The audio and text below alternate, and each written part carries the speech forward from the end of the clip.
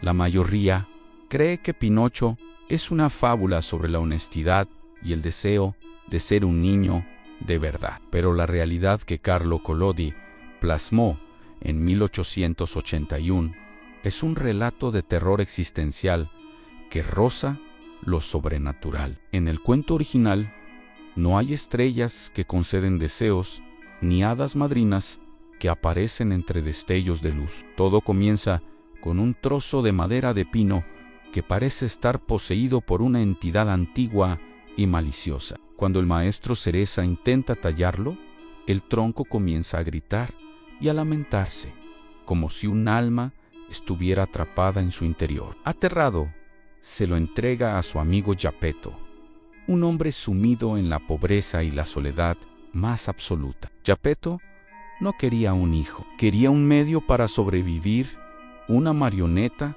que le permitiera ganar algo de dinero. Pero desde el primer golpe del cincel, quedó claro que lo que estaban haciendo en ese taller no era un juguete común. A medida que Geppetto tallaba la madera, la criatura cobraba una vida propia y siniestra antes de estar terminada. Antes de tener boca, el trozo de madera ya emitía risas burlonas que helaban la sangre del anciano. Cuando Geppetto terminó de esculpirle las manos, el títere las usó para arrebatarle la peluca y burlarse de su creador. Apenas le dio piernas, Pinocho no corrió hacia los brazos de su padre. Le propinó una patada brutal y huyó hacia la calle. La marioneta corría con movimientos espasmódicos, como un cadáver animado por una fuerza invisible. Geppetto lo persiguió desesperadamente, pero al atraparlo,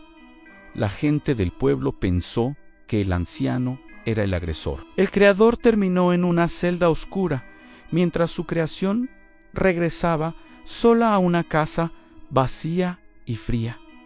Pinocho no sentía remordimiento. En su interior solo había un vacío de madera y una curiosidad perversa. Al regresar a casa, Pinocho se encontró con un grillo que llevaba viviendo en esa pared más de 100 años. El grillo intentó advertirle sobre los peligros de la desobediencia y la falta de alma de las marionetas sin control. Pinocho, enfurecido por los consejos de una criatura que consideraba inferior, perdió los estribos por completo. Tomó un martillo pesado de madera y con un movimiento seco y violento terminó con la vida del insecto contra la pared. A diferencia de la película, el grillo no regresó como un espíritu guía, se quedó allí como una mancha de lo que pudo ser su conciencia. Esa misma noche, el títere se quedó dormido cerca del brasero encendido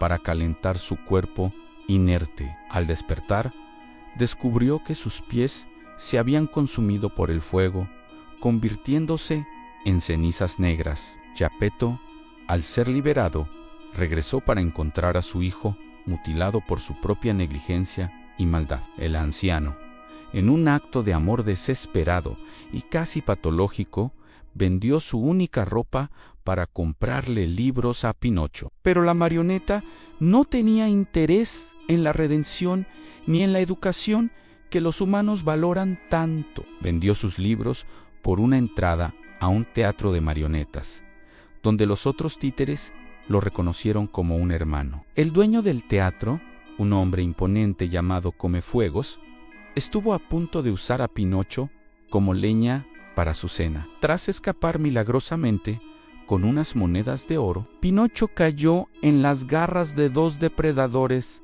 el gato y el zorro.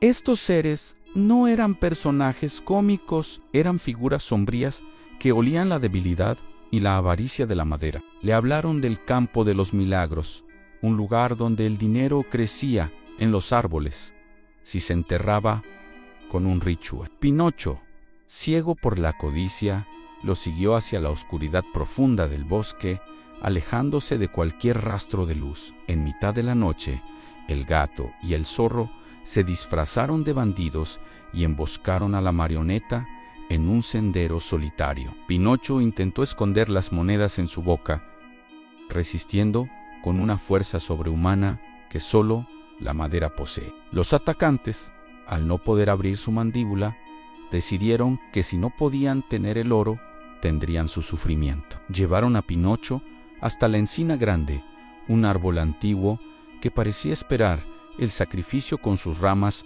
retorcidas. Allí lo sujetaron por el cuello y lo dejaron suspendido, balanceándose bajo la luz plateada de una luna fría. El títere no podía morir por asfixia, pero sentía el peso de su propio cuerpo estirando sus articulaciones de madera. Se quedó allí durante horas, viendo cómo los bandidos esperaban debajo del árbol a que exhalara su último aliento. Esa imagen de una marioneta colgada en la oscuridad total es el verdadero corazón de la obra de Collodi. Finalmente, una niña de cabellos azules, que vivía en una casa donde todos habían fallecido, lo rescató de la rama. Esta niña no era una hada radiante. En las versiones más antiguas, es una figura fantasmal relacionada con el más allá. Ella intentó curarlo, pero Pinocho seguía mintiendo, y con cada mentira, su nariz crecía como una rama deforme. No era una transformación cómica. Era una excrescencia de madera que le impedía moverse. Una prisión orgánica. El hada le dio innumerables oportunidades, pero Pinocho siempre regresaba a sus instintos más básicos y egoístas. Incluso cuando intentó volver con Geppetto, se enteró de que el anciano se había lanzado al mar en una barca precaria. El padre buscaba a su hijo en las fauces del océano, sin saber que el mar guardaba horrores mucho más grandes. Pinocho se encontró de nuevo solo, vagando por un mundo que lo rechazaba por ser una imitación grotesca de la vida. Eventualmente, Pinocho fue seducido por la promesa del país de los juguetes, un lugar donde no existían las leyes. Junto a un niño llamado Lucignolo, pasó meses en un estado de hedonismo salvaje y diversión sin fin. Pero en este cuento, el exceso tiene un precio biológico que desfigura la esencia misma del ser. Una mañana, Pinocho despertó con el sonido de rebuznos saliendo de su propia garganta y orejas largas de animal. La transformación fue lenta y dolorosa. Su piel de madera se cubrió de pelaje áspero y sus manos se endurecieron. Los niños convertidos en asnos eran vendidos en el mercado como animales de carga hasta que sus cuerpos se agotaban. Pinocho fue vendido a un circo donde lo obligaban a bailar bajo el látigo hasta que quedó lisiado de una pierna. Considerado inútil, su dueño le ató una piedra al cuello y lo lanzó al mar para que se ahogara de una vez por todas. Bajo el agua, la magia del hada intervino una última vez, y los peces devoraron su piel de asno, devolviéndole su forma de madera. Pero la libertad fue breve, pues una criatura colosal, el tiburón, no una ballena, lo tragó de un solo bocado. En el estómago oscuro y húmedo de la bestia, rodeado de restos de barcos y naufragios, Pinocho encontró una luz. Era Geppetto, quien llevaba años sobreviviendo en las entrañas del monstruo, alimentándose de lo que la criatura ingería. El encuentro no fue de alegría desbordante, sino de dos seres rotos que se encontraban en el final del mundo. Pinocho, viendo la fragilidad de su creador, finalmente sintió algo parecido a la compasión humana. Cargó al anciano sobre sus hombros de madera y esperó a que el monstruo durmiera con la boca abierta para escapar. Nadaron contra la corriente de la muerte hasta llegar a la orilla, exhaustos y casi sin vida en sus pulmones. Pinocho pasó meses trabajando día y noche, cuidando al enfermo Geppetto y estudiando bajo la luz de una vela. Hizo el sacrificio que nunca estuvo dispuesto a hacer.